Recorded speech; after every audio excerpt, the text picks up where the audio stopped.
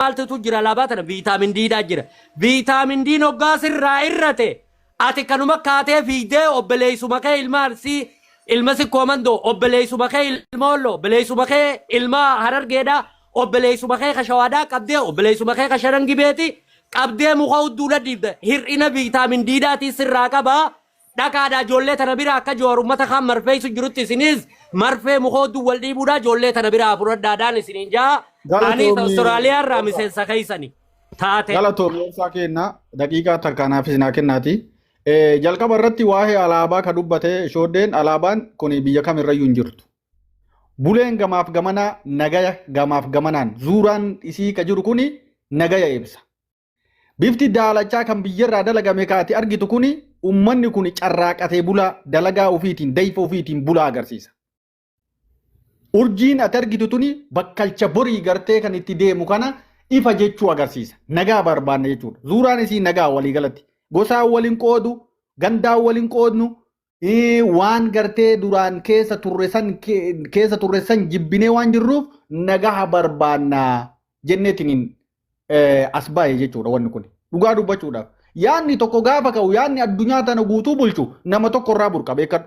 Waan har'a addunyaan guutuun itti fayyadamtu ibsaa kana namicha tokko dalage. Har'a addunyaa guutuu deemee wal gaheetiin hin jira. Wanni kun Oromoo salphiftanii alaabaa hintuu hin nuti alaabaan badduudha alaabaan Oromoo sun hin taane alaabaan Oromoo sun fokkattuudha hin jenne nuti achumatti dhiifne. Warra taheef achuma haa jiraatu.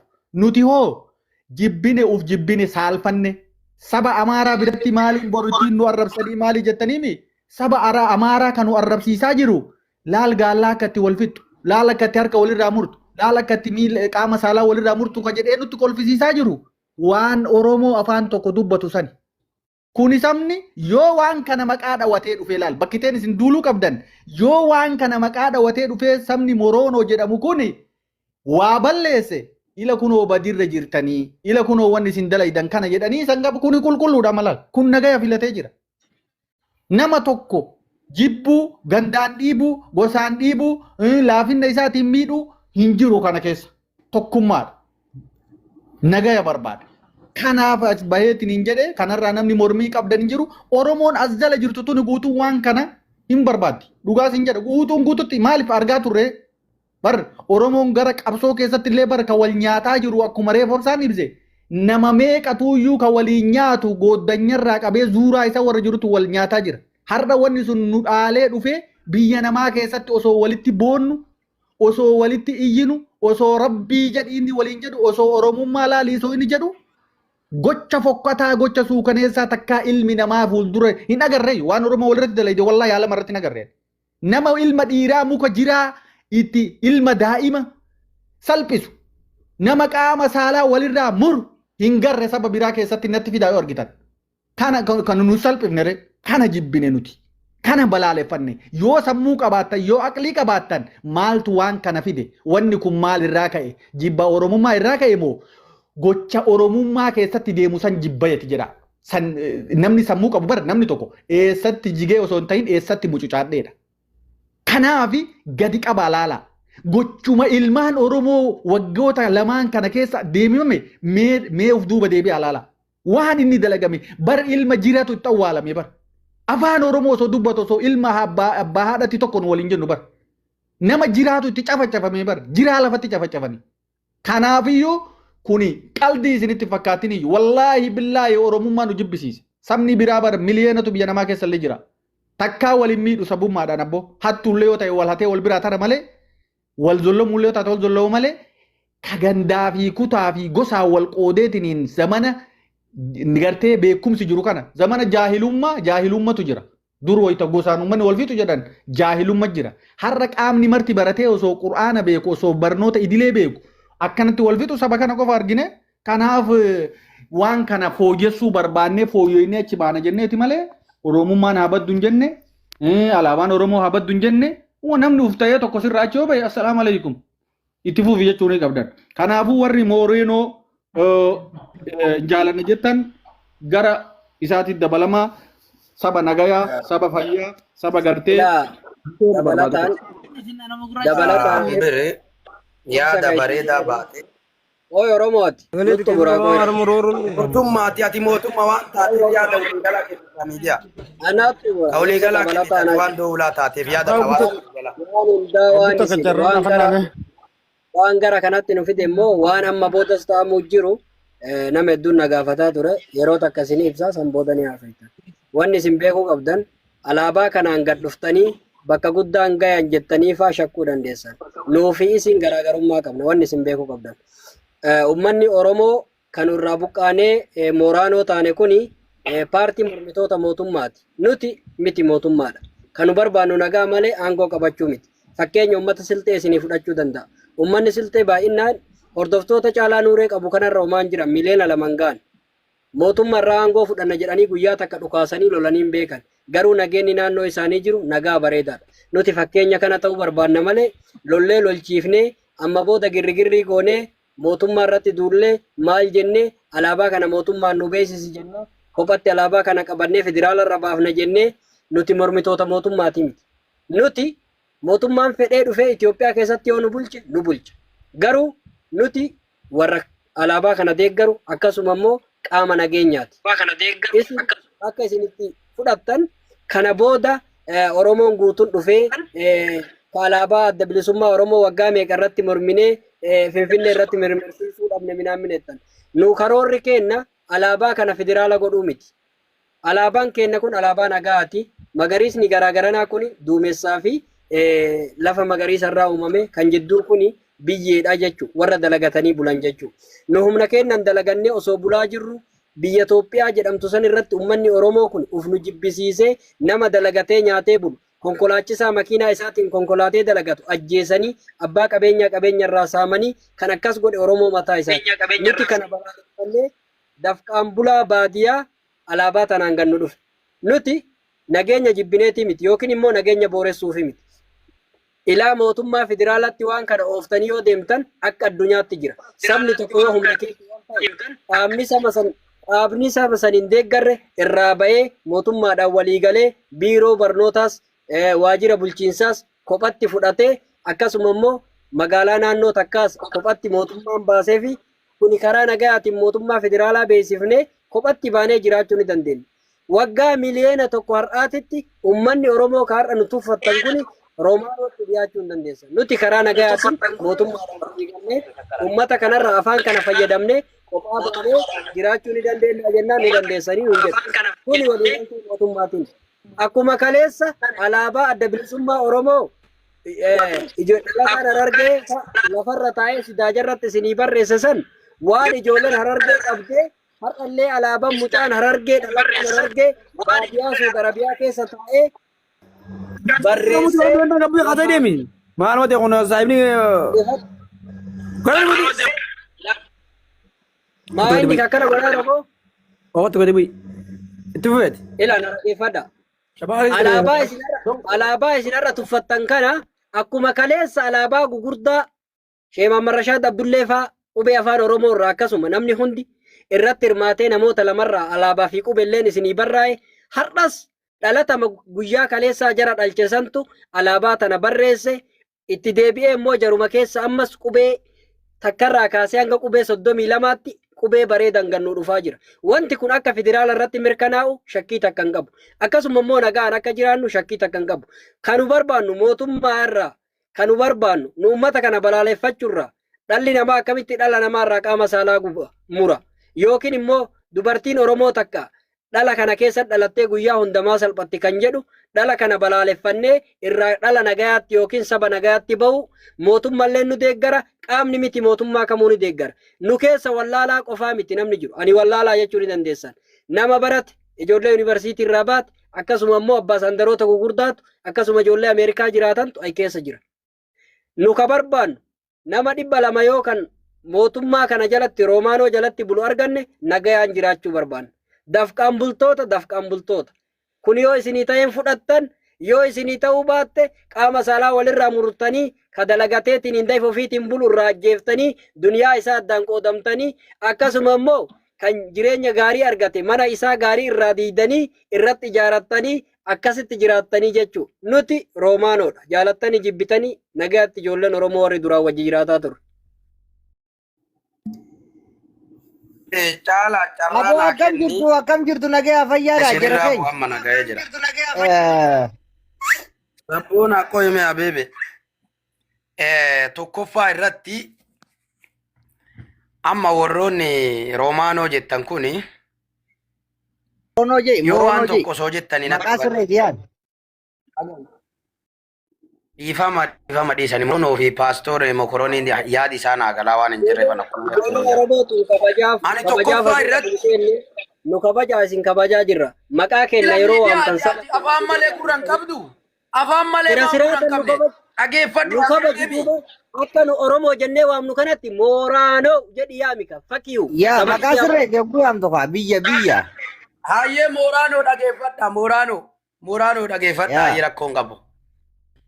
Tokkoffaa namticha fardi buusee maal jedhe jedhan beektaa namtichi yaabbataa fardi buusee namicha farda yaabbii akka malee beeku bada abboo eega qe'ee teenna fardi si gabbuuse namni farda yaabbii yaabbatuu danda'u hin jiru salphanne jennaan aay ammallee salphattanii bakka allaale fardi laalle bakka fardi laale ani laalle fardi akkasin na buusee jedhedhan namichi jarana isinii yoo nageenya barbaanna jettan baay'ee garaan keenya isin gammata. Yoo alaabaan tun dafqaa bula jettanillee baay'ee nama gammachiisa. Korbee siree waa sadii fakkaatadha. Yoo hobobsu maraattuu fakkaataa jedhan. Yoo iyyu jechuudha. Yoo ofirra fincaa'ullee daa'ima fakkaataa jedhan. Yoo aree dalaalan ammoo jaarsa fakkaataa jedhan. Korbee siree waan sadiin kana fakkaatadha. Yoo nageenya barbaanna maddiin lama eegumsa nageenyaa jedhan. I am very happy sinirraa gammada nagaa argachuuf. Yoo dafqaan bulaa jidduu maaliif argisiifti jettanillee I am very happy hojjetanii buluun bareedduudha.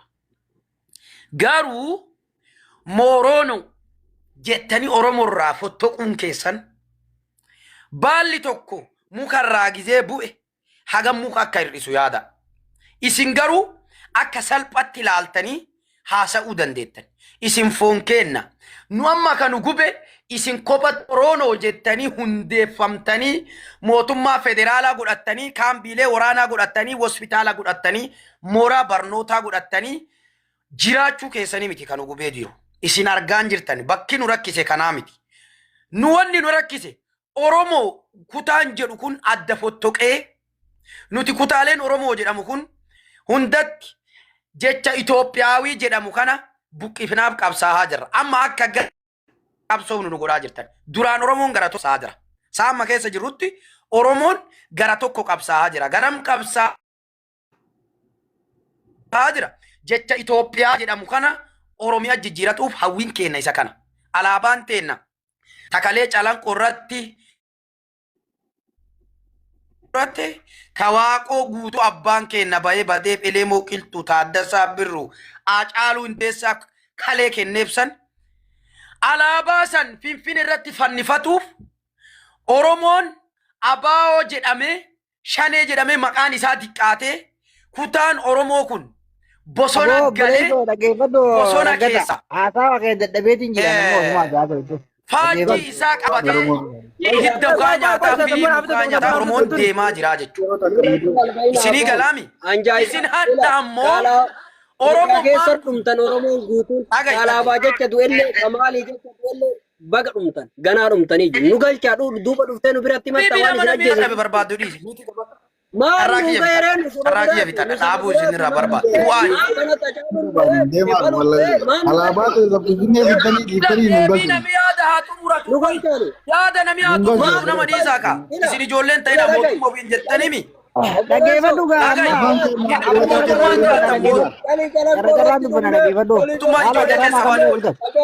mootummaan afaan ijoollee wachuu dhiifama waliin isin mootummaami.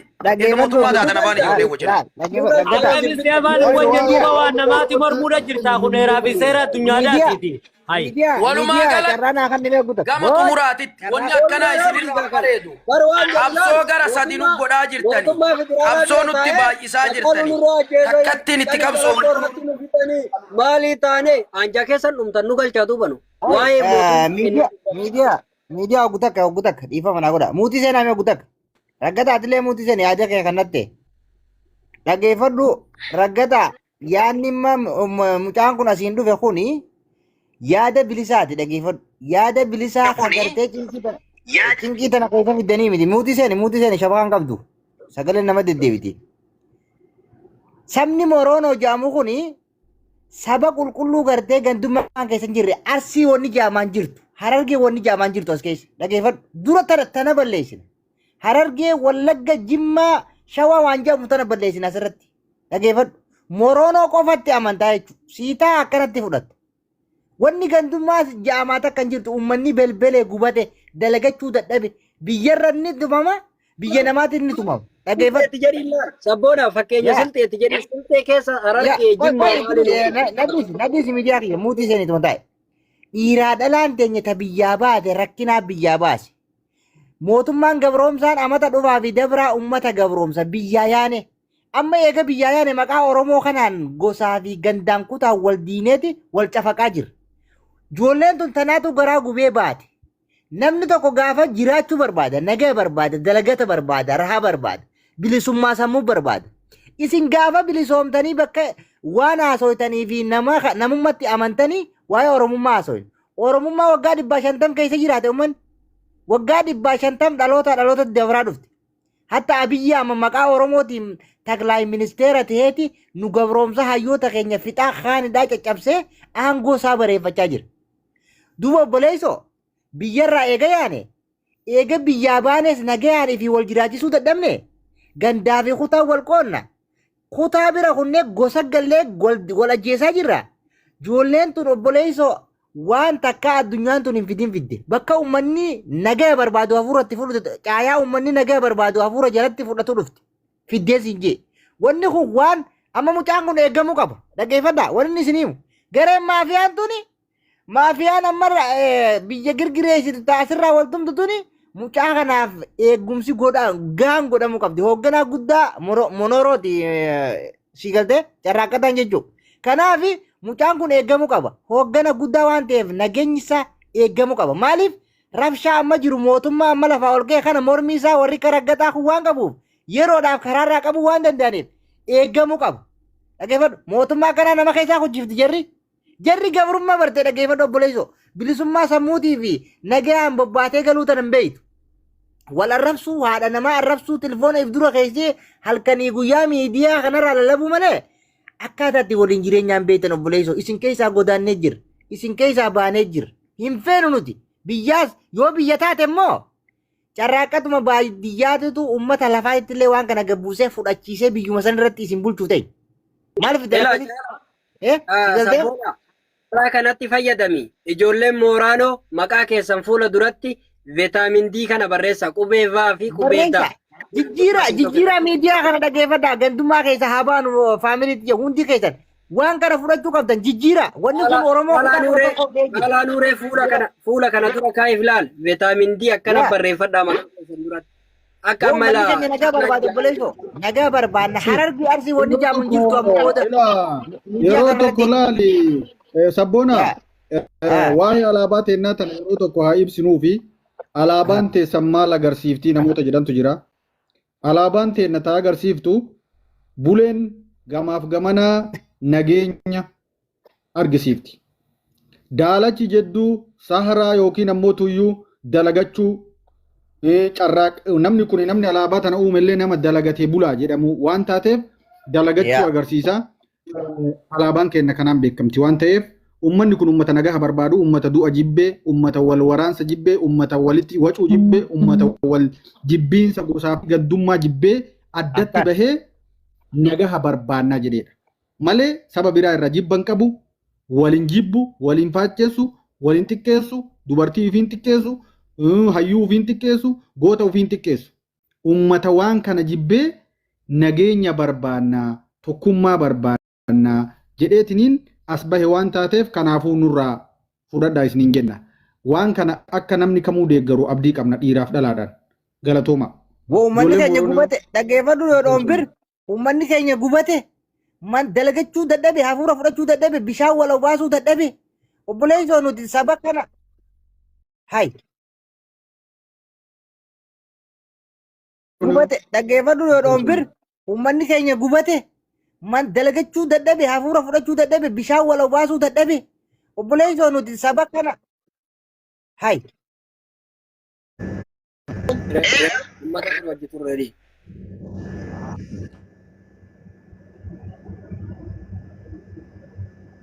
bar waan biraa garkisaa bar ummata kanaa keessa teessaa jaartii ta'e jechuudha. Ummata kanaa keessa teessaa jiruudha ton. Saba kanaa kana keessa teessaa obboleessoo.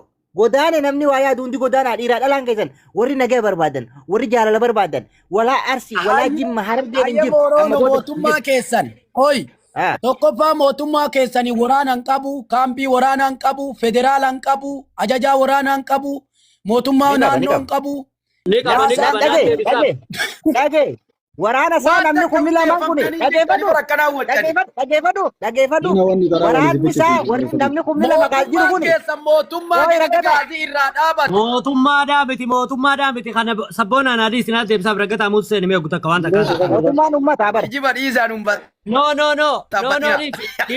dhiisi raggataa laalammaa obsa namni kun lamaan jiru kun yoo mootummaa kanaa miti dhaabbatu kun waanuma laal taatee addunyaa tanarratti taatee jirtu akka wanni alaabaan nagaa ni jirti laalama fakkeenyaaf amma biyya ta'e wanta Itoophiyaa san keessatti akkuma gartee makiinaan አንድ ቁጥር የቤት ሁለት ቁጥር የገባታ ሶስት ቁጥር የጭነት አራት ቁጥር ቀይ መስቀል መንግስት ማረጃ ሰሪቲ ዲፕሎማት ኮሪዲን ንጅርቲ ጆሌን ቱን ጆሌ ነገ በርባዱ ኑቲ ሂንፌኑ ወረውዱ ሙኾል ካውን ፌኑ ወረ በከራ ዳለተሳን ዱበርቴስ ጉበ ፊዴ ባዲሉ ሂንፌኑ ኡፉብ ጀቹ ጅረኒ ዱባትማ መቱመከት ንብቴቲ ለኪ ሁዱዳስ ገባሳ ሙኻስ ሁዱ ወልዳዋዳ ሻይ ሁዱ ከይሰ ወልዲ በቻዳ akka feenutti jiraannaa ta'a ijoolleen hin feenutti wanni hir'inni atummaan taname viitaamin D bitadhu viitaamin D dhaatu qasii jirta yoo hir'ina viitaamin D laal wanni ijoolleen gadi dhufte viitaamin D bitachuun rakkoon qabu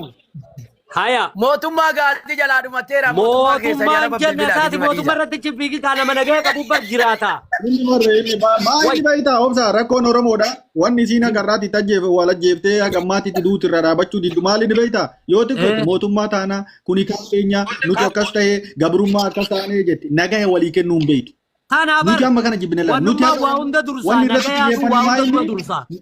Eewa wajjin jiraachuu naabii doombir laal akka oduu dhageenyutti maantana joolleen deemtu hir'inni Oromoodhaa kanaa gadi ni jira gaara Suudii keessatti amma gaafa duratti antaariba karaa san deemeetiin ture hogguu deeman namni Oromoo tanattichi gorteeti bishaan dhuydee deemta amma Oromoo dheeysita bakka afaan Oromoodhaa dubbatan harka Oromoodhaa san seenurra qarree gubbaadhaa kaateetiif darbite jechuudha.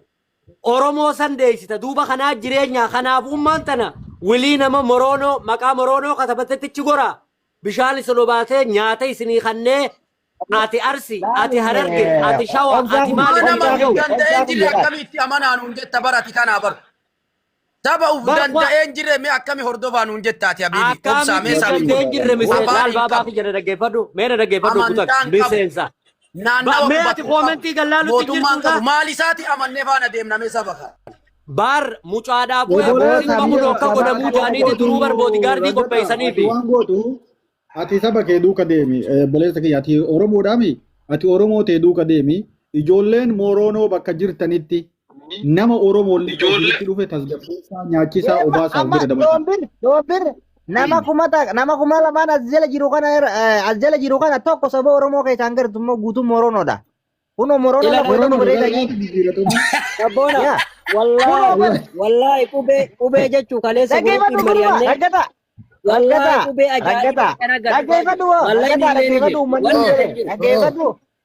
raggata yoo Oromoo as jala garte guutuun si Moroonoodha lakkoofsa tokko amee Moroonoon guutuun Oromoo lakkoofsa lama barreessa kunoo takka gartu amma Oromoon ammoo lakkoofsa lama Moroonoon lakkoofsa tokko Oromoon lakkoofsa lama barreeffadhu sila afaan kee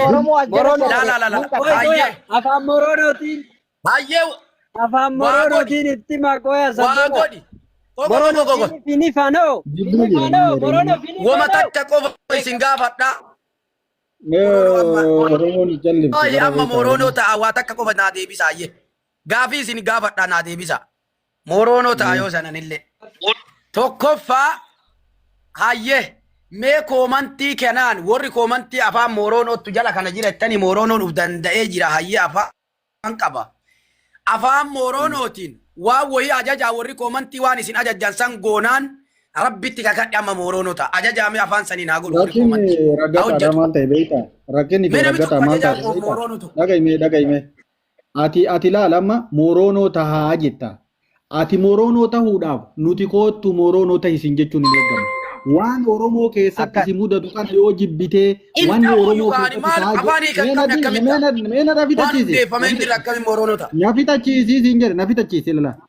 Wanni kun yoo si jibbisiisee nageenya uummata keetii nageenya saba keetii yoo eeguu barbaadde ani waan kana keessaa bahe jette malee nu amma nuti la simsaba nu barnuti. Nuti abal kootu ebelu nu ta'e nu barbaannu nama ziyaada.